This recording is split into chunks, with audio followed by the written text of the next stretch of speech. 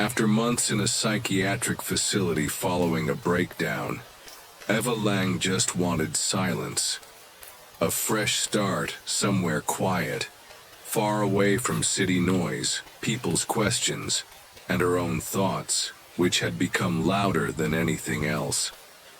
She found the apartment by accident, a torn flyer on a bus stop bench with just a phone number and the words, quiet, affordable, peaceful. That was all she needed. The building stood alone near the edge of a forgotten town, surrounded by overgrown trees and mist that never quite cleared. It was a small 3-story brick structure with a worn charm. The landlord, an older man with sunken eyes, spoke very little. He handed Eva the keys, pointed up to the second floor, and before turning to leave, muttered just one instruction. Don't try to open the door at the end of the hall, it's just storage. Her new apartment was small but neat. Just a single bedroom, a kitchen, and a hallway that ended with the mysterious locked door. The sunlight filtered in just enough to cast soft golden tones over the wooden floor. There was a calmness to it, almost too calm, like a room waiting for something to wake it up. She began unpacking, talking softly to her phone camera as she recorded her recovery logs, a self-prescribed therapy to track her healing. This is for me, she said into the lens. Not for YouTube, not for therapy, just for me. Day 1. Let's see what a new life looks like. She filmed everything, each room, each piece of furniture. When the camera reached the locked white door at the end of the hall, she paused. It had no handle, only a rusted keyhole. Yeah, she muttered, trying the knob. It's locked all right. The door didn't budge. She forced a chuckle and moved on. That night, she lay awake in her unfamiliar bed, surrounded by silence. The town outside had long gone to sleep. Her windows were shut, her laptop closed, and not even the old pipes creaked. But just past 2 a.m. something stirred. A sound, faint at first, almost ignorable. Tap, tap, tap, tap, tap. Eva's eyes opened, heart ticking faster. She sat up, unsure if she was dreaming. The sound came again, sharp and mechanical like the keys of an old typewriter. But her laptop was off, resting at her desk. The sound wasn't coming from inside her room. It was coming from behind the locked door. She stood cautiously, walking barefoot down the hall. The closer she got to the door, the more aware she became of the stillness pressing in from every corner of the apartment. She leaned in, pressing her ear to the wood. The typing stopped instantly. She held her breath. Silence. She turned to leave. Tap, single key press, deliberate. She froze, staring back at the door, her fingers trembling just above the doorknob. But it didn't move. It didn't open. The sound didn't return. She retreated to her room, trying to convince herself it was just pipes, or maybe someone in the unit below her, though the landlord had told her she was the only tenant on this floor. The next morning, she looked pale on camera. Her voice shook a little as she made coffee. Didn't sleep much, heard something. Probably nothing, she said, brushing it off. Gonna unpack today, try to write, if the fog lifts. She didn't write, though. Instead, she found herself staring at the locked door often, as if it were quietly watching her back. In the afternoon, she discovered something strange while going through old photos on her phone. In one of them, a shot of her empty apartment taken minutes after moving in. The door at the end of the hall was slightly open, but she was sure it had been locked since she arrived. That night, unable to shake the feeling of being watched, Eva set up her phone camera to record herself sleeping. "Okay, Ghost," she whispered with a tired smirk. "If you're gonna write something, at least finish the damn manuscript." She turned off the lights and tried to sleep. The camera captured silence for hours. Then at exactly 3:33 a.m., the room darkened unnaturally. The screen flickered. For a few seconds, faint typing could be heard. Faster now, desperate, from behind the locked door. The next morning, Eva reviewed the footage. She leaned in as the sound played softly through her phone speaker. Then, in the final second, the camera caught a brief flicker in the corner of the room. A shadow moving across the wall. Not walking. Crawling. "I think I'm losing it again," she whispered into the camera. "Either that or this place is." Her voice cracked. "There's something behind that door, and last night it wanted me to know." She sat down at her desk and opened her laptop. But when the screen lit up, she blinked. A blank document was already open. She hadn't left it that way. There, in bold black letters, a single sentence had been typed. "You left me here." Eva stared at the words, her fingers hovering above the keys. She hadn't typed it. She knew that. Her breath quickened. She looked down the hall toward the door. The typing had stopped. But the silence somehow felt louder than ever. Eva didn't sleep the night after the sentence appeared. She spent hours staring at the laptop screen, the cursor blinking after the words, "You left me here." She tried to delete the line, but the moment she did, the document closed itself. Just vanished. No trace of it anywhere on her computer. When she reopened her writing software, the document was gone. No autosave. No drafts. By sunrise, she was shaky, pale, and struggling to convince herself she hadn't imagined it all. She opened her vlog camera again, speaking into it like it was her only real friend. "I'm not sure if I'm remembering things wrong," she whispered. "Or if something is really happening here. I want to believe it's just stress, or exhaustion, or leftovers from the breakdown." She ran a hand through her hair. "But I can't explain what I saw, or what I heard." Eva spent most of the day walking in circles around the apartment. She paused often near the locked door at the end of the hallway, waiting to hear that typing again. It never came. But now the silence behind that door was worse than any sound. It felt thick, like it was holding something back. That evening she noticed something new. While brushing her teeth, she heard it.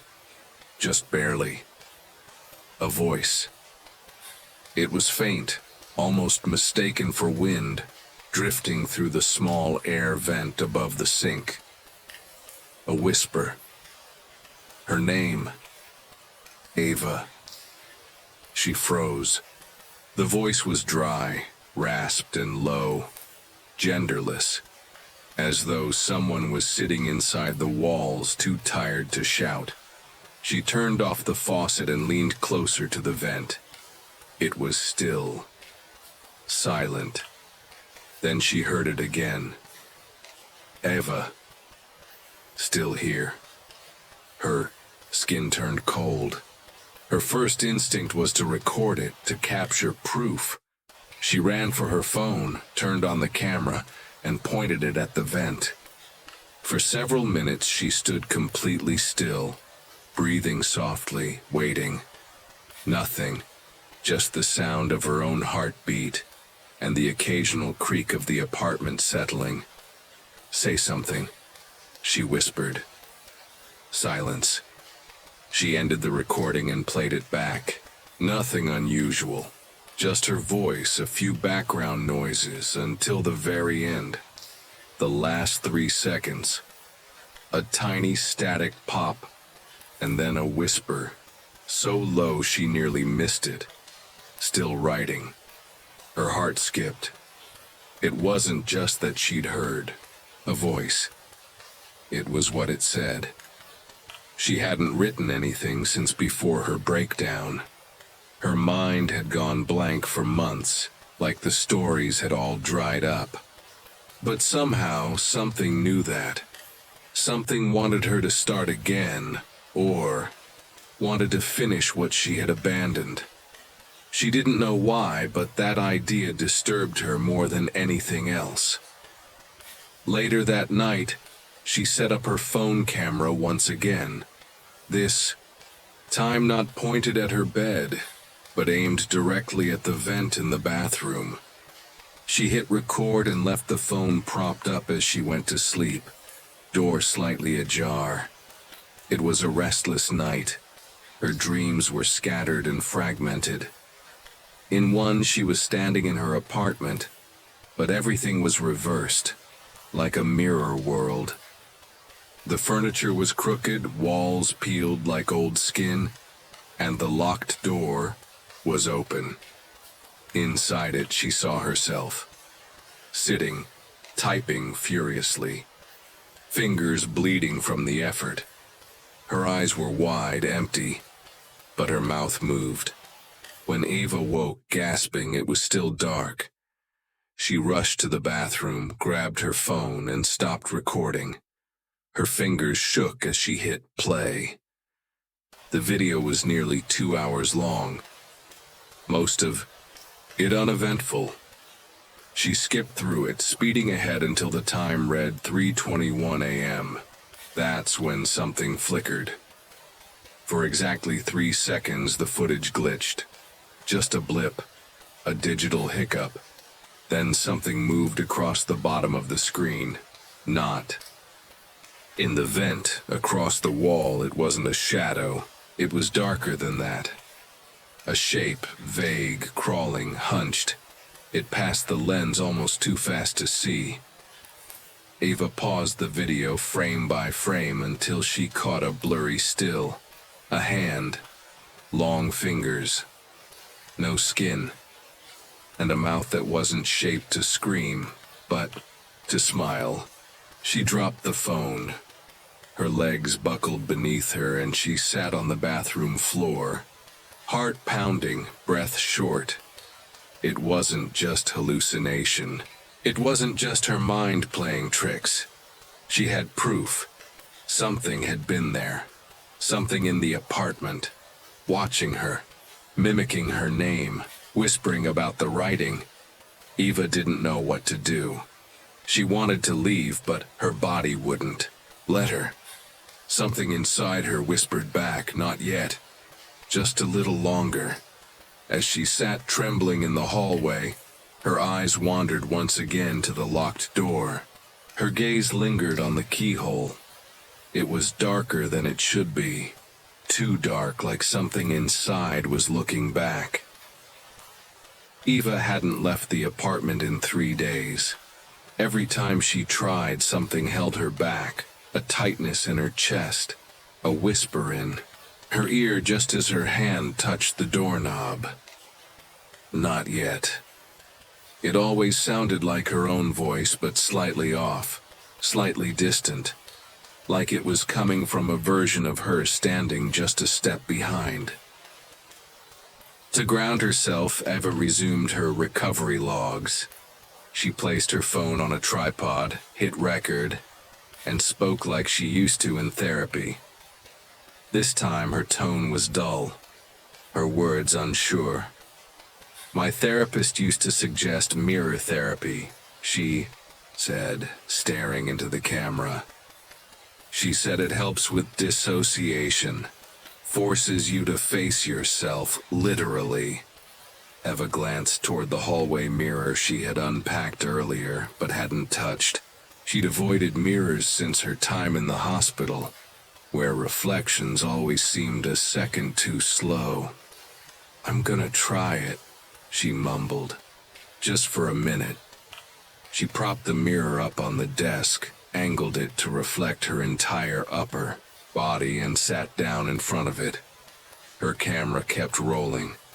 At first it was uneventful. She stared at herself, whispered affirmations like she used to. "I'm safe. I'm here.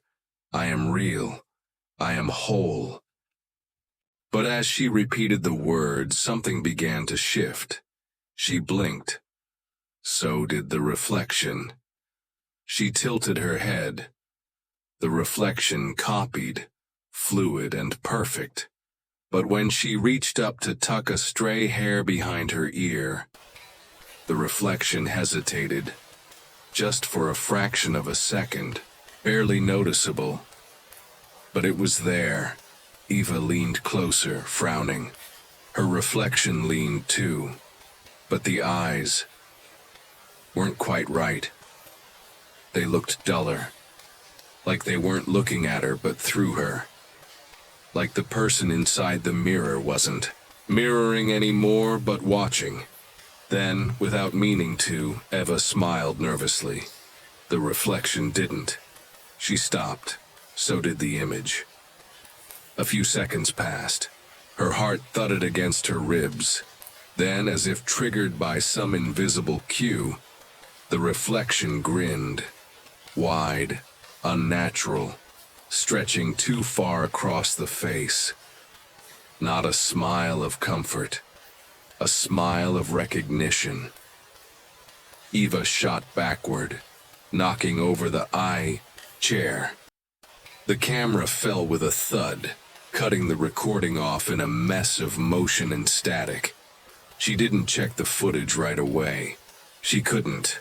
Her hands wouldn't stop shaking. It took nearly an hour before she dared play it back.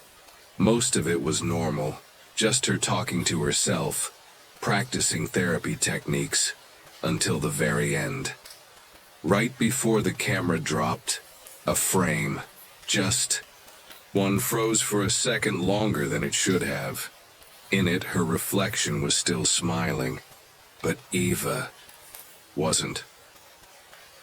That night, she covered the mirror with a blanket and shoved it into the closet. She tried to read, to write, to forget. But the feeling lingered, like something inside the glass had seen her and wasn't done yet. Around 2:40 a.m., she woke again. Not from a nightmare, from a noise. This time it wasn't typing, it was whispering. From the closet, low and layered, like several voices speaking in unison from inside the folded mirror. She sat frozen on her bed, staring at the door. The whispering stopped. A thud, like something pressed against the closet door from the inside. Another thud, louder. Then, scratching. Long, slow, deliberate scraping, as though fingernails or something sharper were tracing the frame from the inside. Eva slowly stood and approached the closet, hand trembling as she reached for the knob. She paused. The scratching stopped. Her breath caught in her throat, then "Let me out." The voice wasn't a whisper this time. It was clear, direct, and unmistakably her own. She stumbled back in horror, knocking over her lamp. Darkness swallowed the room, but not the fear. That remained, pulsing like electricity under her skin. The next morning, she found the closet door, slightly ajar. The mirror had fallen face up, blanket pushed aside. Written on the glass in what looked like condensation were 4 chilling words. "This side feels realer."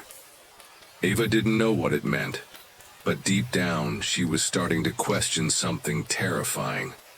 What if she wasn't the Eva on the outside? What if she was the one inside the mirror, and the one watching her was waiting for a way out? Eva woke up to silence, but not the comforting kind.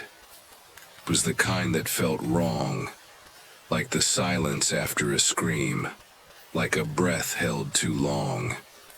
For the first time since she moved in, the air inside the apartment felt heavy, stale, the kind of air that belonged in basements, tombs, or places where things had been sealed away for too long. She shuffled out of bed bleary-eyed, heading toward the kitchen.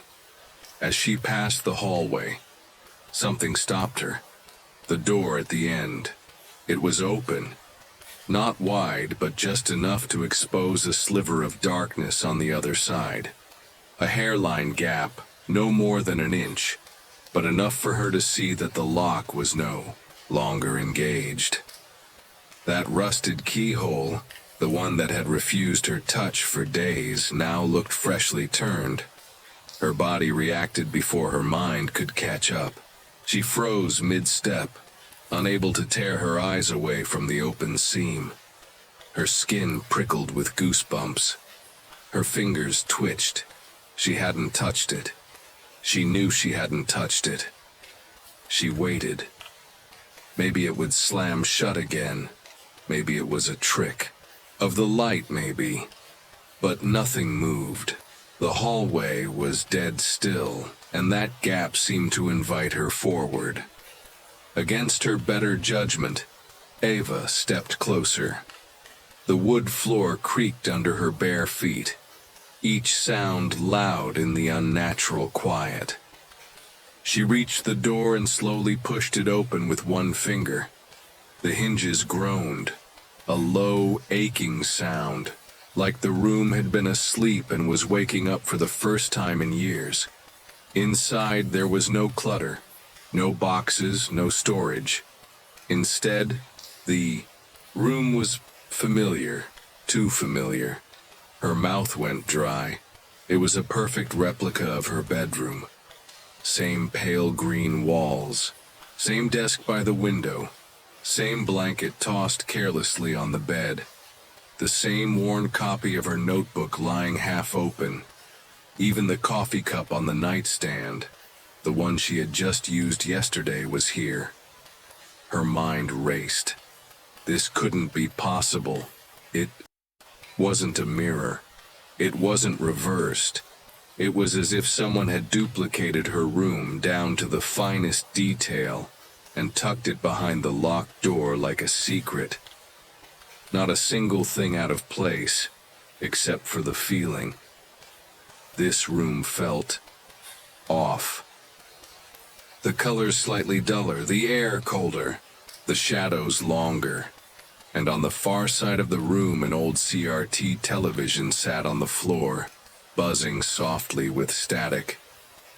Eva didn't own a television. The screen flickered to life as she stepped inside. There, on the screen, was a grainy black and white video feed of her sitting at the desk in this room, her back to the camera, typing. Eva stared at the screen, her breath caught in her throat. The figure in the video paused and slowly turned. It was her face, but not her expression.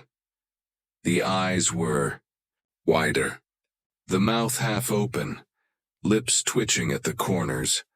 Then the static returned and the screen went black. Eva stumbled backward, nearly tripping over the doorframe as she backed out into the hallway. As soon as she crossed the threshold, the door creaked shut behind her. She didn't close it, but she didn't open it again either. That night, she didn't sleep. She sat on her bed with the lights on, phone in her lap, trying to find some explanation. She searched online for anything. About the apartment, about previous tenants, about people seeing doubles or mirrored rooms. Nothing helpful. Most results were about mental illness, psychosis, hallucinations. She almost believed them. But that didn't explain the footage. She'd left her phone running when she'd entered the room earlier, and now, as she watched the playback, she saw something that didn't register in the moment. When she stepped into the replica room, the camera shook slightly, as if something moved behind her. And for a brief second, as the CRT screen flickered, a second figure could be seen behind her reflection, standing in the corner, tall, motionless, watching. She hadn't noticed it in the moment, but it had noticed her. Now, sitting on her bed, Eva began to understand something horrifying. The locked room wasn't hiding something.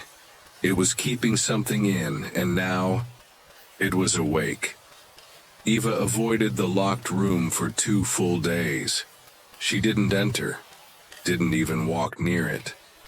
During the day, she pretended it didn't exist, but the presence of that door was like a pressure in the apartment now, like a quiet breath behind her neck, a ticking clock in her chest. She could feel it when she passed the hallway, even without looking. She started keeping every light on, even during the day. Her vlog camera stayed off, and yet despite her silence, the apartment had begun speaking in new ways. It started with reflections. She'd glance at the bathroom mirror and for a split second, think she saw herself standing still, even as she moved.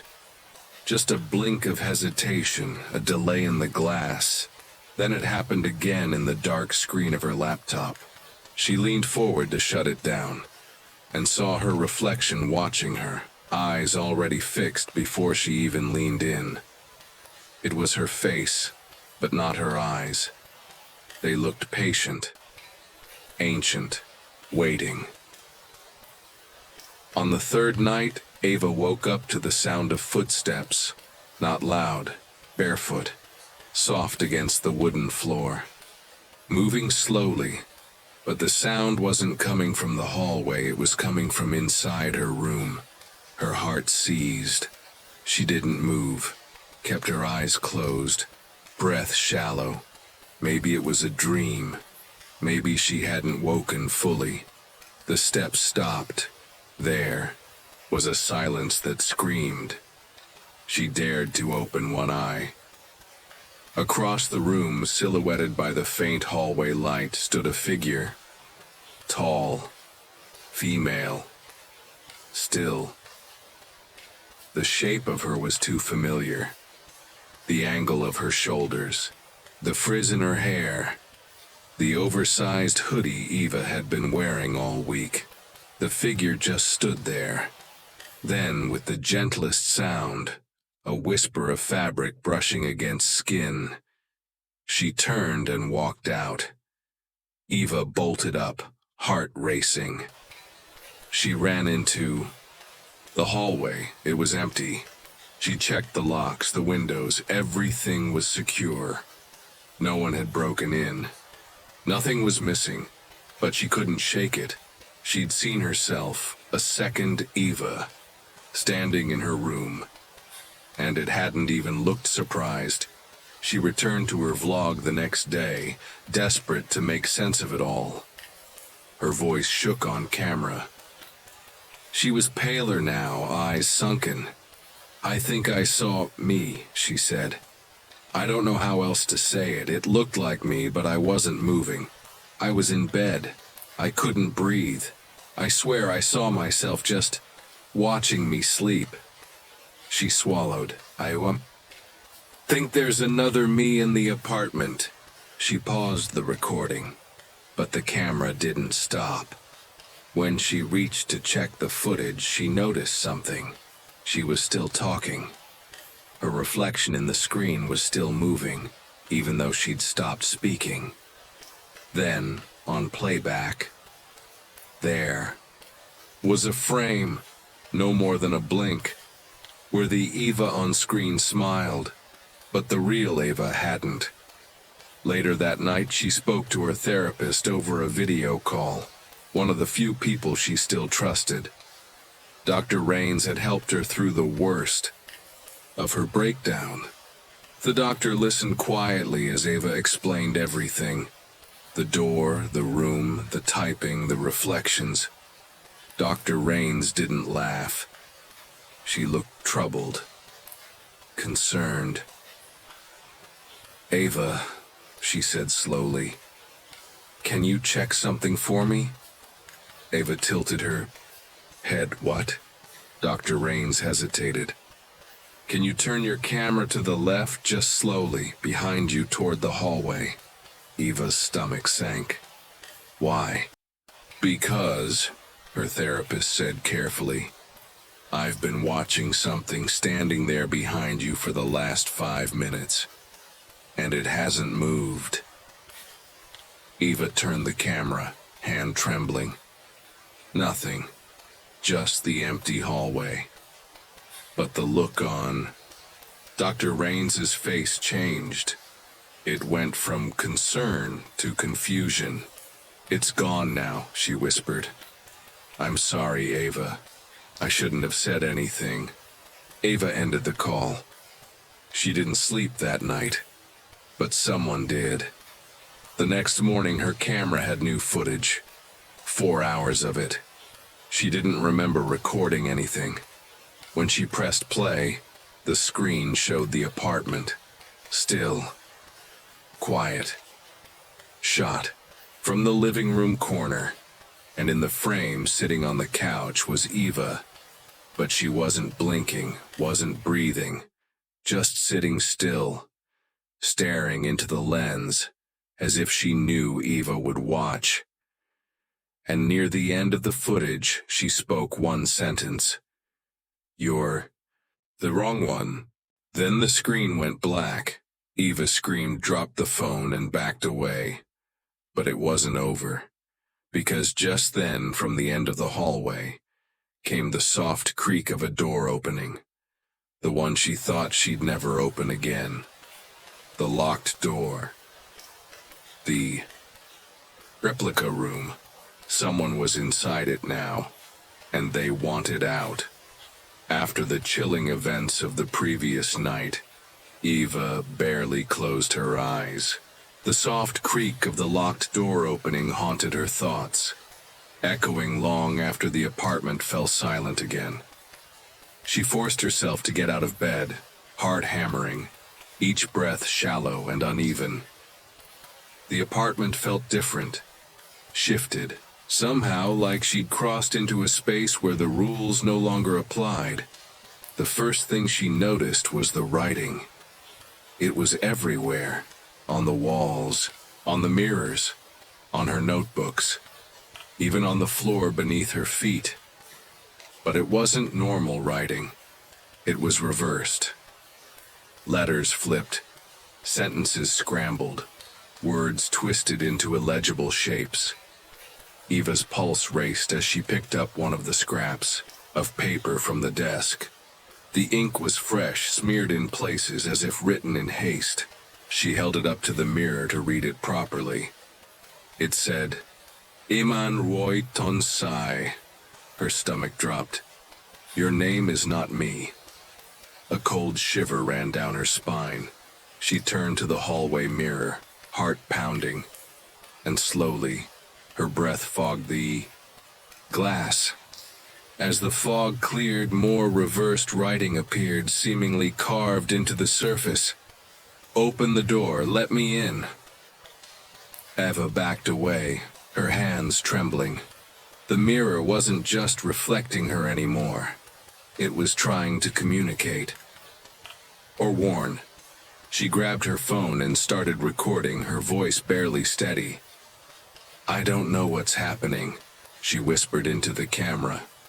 "But someone, or something, is here. And it knows my name. It's been writing all over the apartment, but backwards, like it's trying to hide the message, or maybe show me how to see it." As she spoke, the faint sound of typing returned. Quiet, urgent, echoing through the vents and walls. She froze, eyes darting to the locked door at the end of the hall. The gap was wider now. She stepped closer, heart a frantic drumbeat in her chest. The door swung open slowly, revealing the replica room. The air inside smelled of old paper and dust. On the desk lay a notebook, open, pages filled with reversed sentences. Eva stepped inside cautiously, picking up the notebook. The words blurred, then snapped into focus as she held the pages toward the mirror. I am here, I am you, I am not you. Her reflection in the mirror caught her eye suddenly, and for a terrifying moment, it smiled. But Eva did not.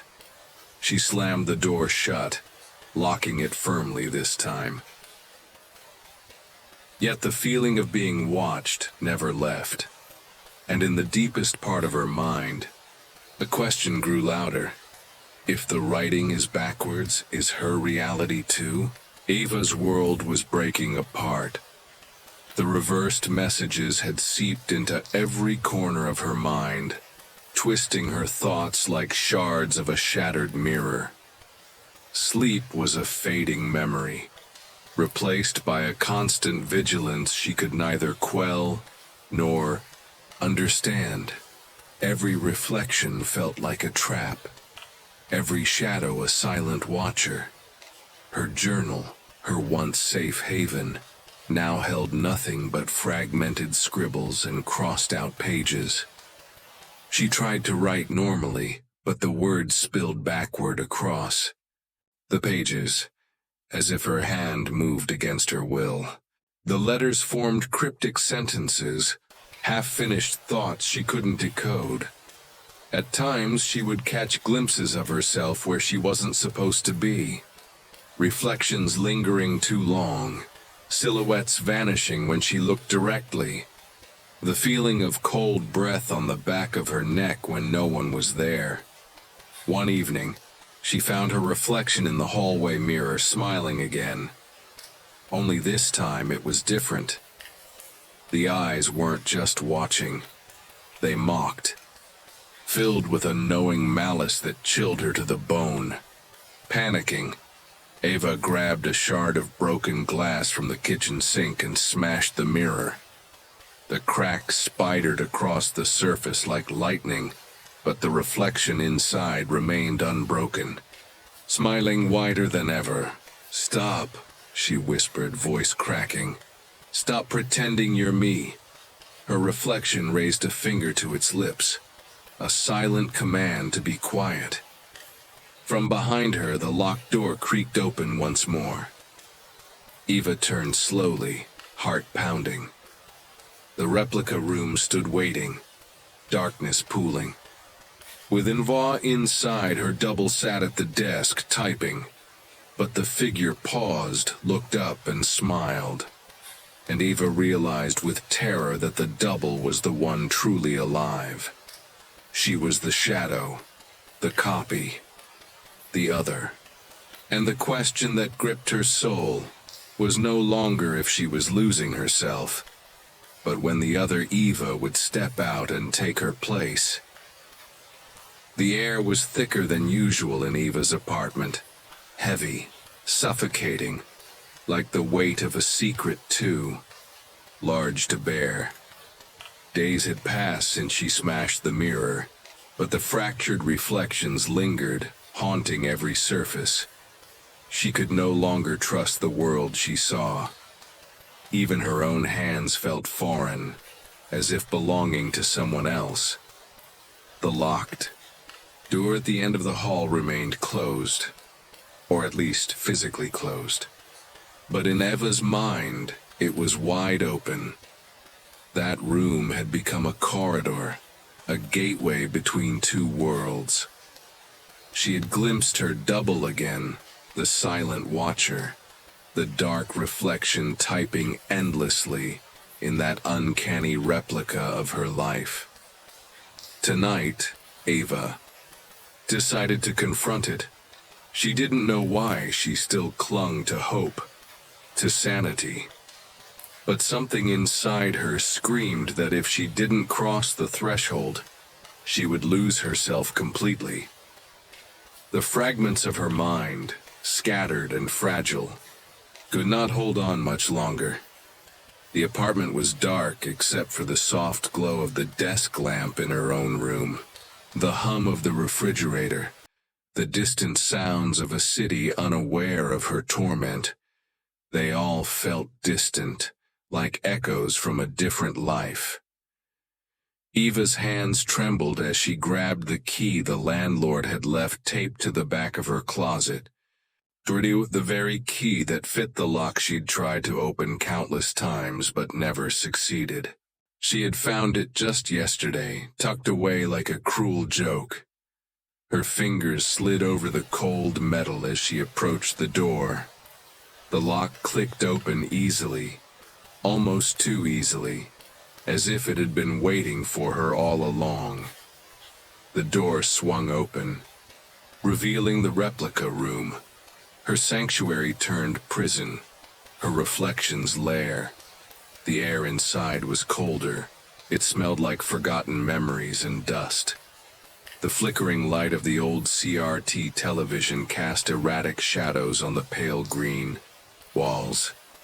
At the desk, her double sat, fingers poised over the keyboard, frozen mid-typing.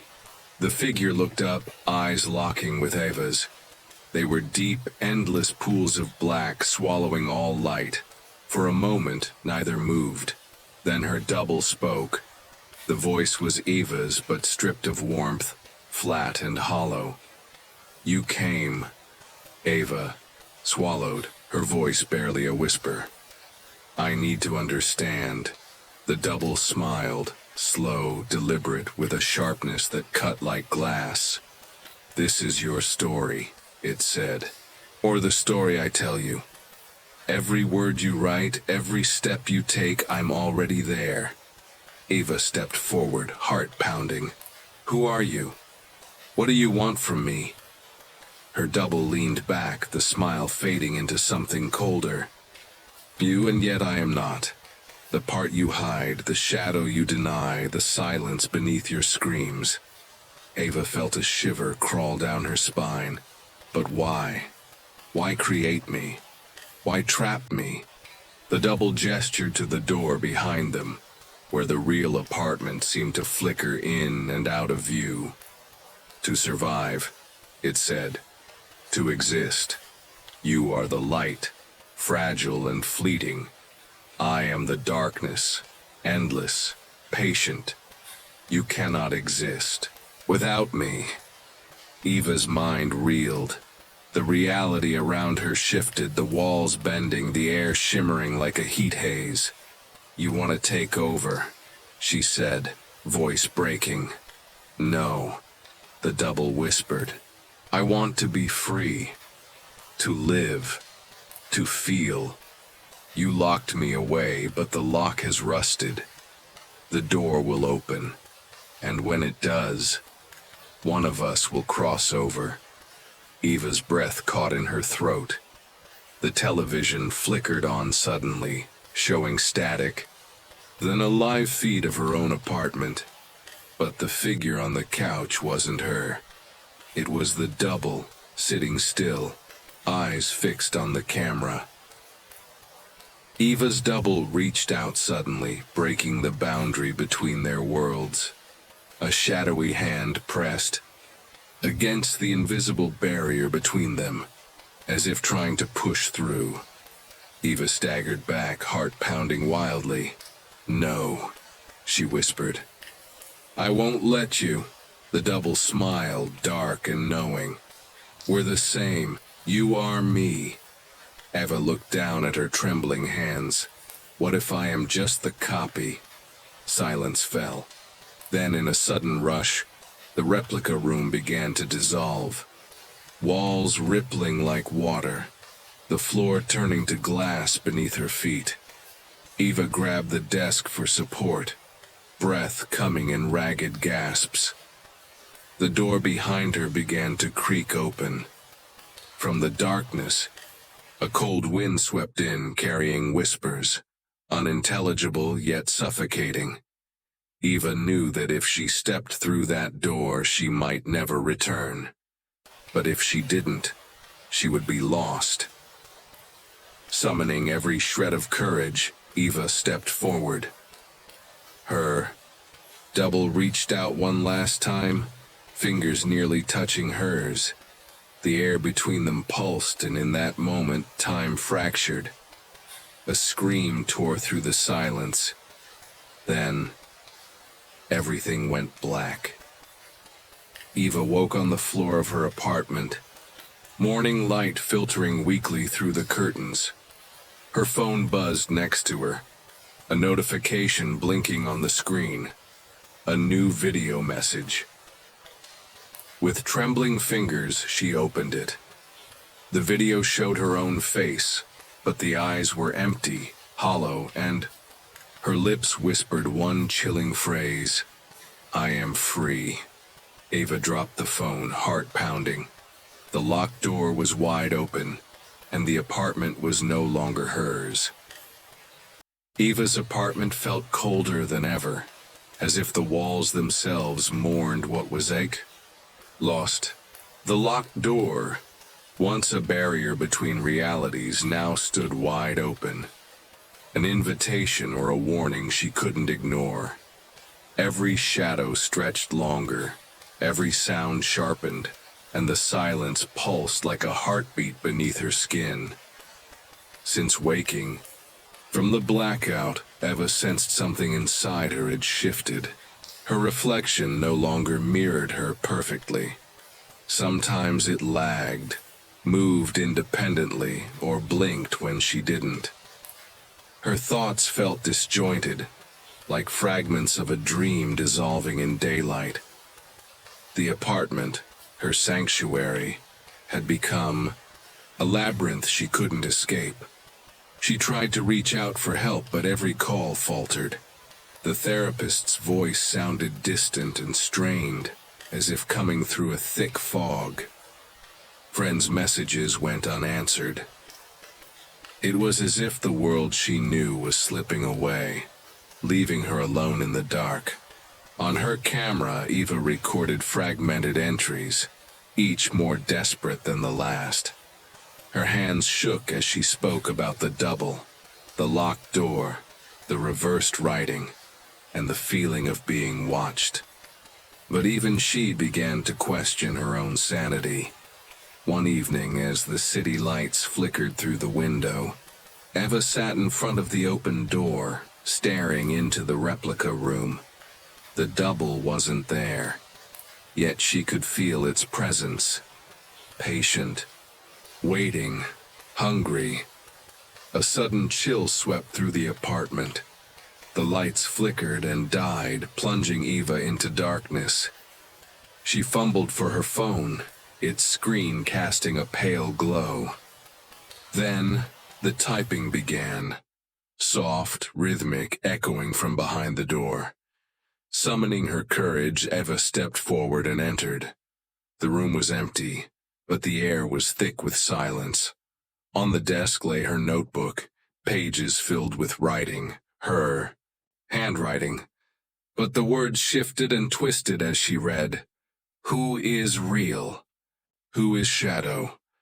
When light fades, all will be one. Eva's heart raced. The line between herself and the double was vanishing. The apartment was unraveling, pulling her into a place where identity and reality blurred. And somewhere, in the shadows, her mind, the other Eva waited, ready to cross over once more. Eva's world had dissolved into a fractured maze of shadows and whispers. The apartment was no longer just a space. It was a mirror labyrinth, each reflection a trap, each corner a gateway to a place where reality and madness collided. She sat on the floor of the replica room, clutching her battered notebook. The pages, a chaotic tangle of reversed messages and fragmented thoughts. Her mind throbbed with exhaustion and fear, but she knew there was only one way to end this. The locked door behind her, the one she'd feared and avoided, was now gone, replaced by an endless black void that pulsed and breathed like a living thing. From the darkness emerged her double, stepping forward with a haunting smile that bore the weight of every secret she'd tried to hide. Her eyes gleamed with triumph and sorrow, a reflection both familiar and alien. "I told you," the double whispered, voice like ice. "We are two halves of the same soul, neither whole without the other." Eva swallowed hard, tears stinging her eyes. "Then why fight? Why tear me apart?" "Because you fear what you cannot control," the double replied. "But I'm not your enemy. I'm the truth you refuse to see." Slowly, the double extended a hand. Eva hesitated, then reached out, fingers trembling. As their hands touched, a blinding light erupted, shattering the void into a kaleidoscope of memories. Moments of pain, loss, joy, and fear intertwined. The apartment dissolved around them, replaced by a vast emptiness where past and present collided. In that moment, Eva understood. The double was not a shadow to fight, but a part of herself she'd denied. The darkness inside that needed to be accepted. With a deep breath, she let go. The reflections merged, the fractured pieces knitting together into one.